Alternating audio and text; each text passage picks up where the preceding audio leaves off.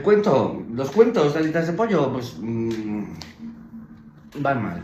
Les hemos dicho, hay que promocionarlo. ¿Cómo hacemos? Un cuentacuentos. Genial.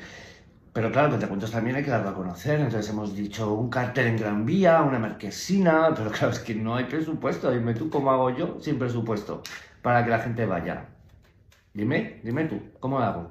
Entonces hemos dicho, vamos a ir a la calle. Vamos a ir a la calle, algo orgánico. Entonces, pues ha sido un desastre, la verdad.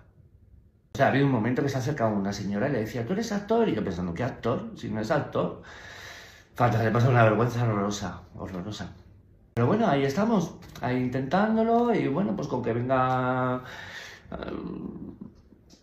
dos personas ya, pues muy bien, ¿no? ¿Tú qué haces el día 7 de junio por la mañana?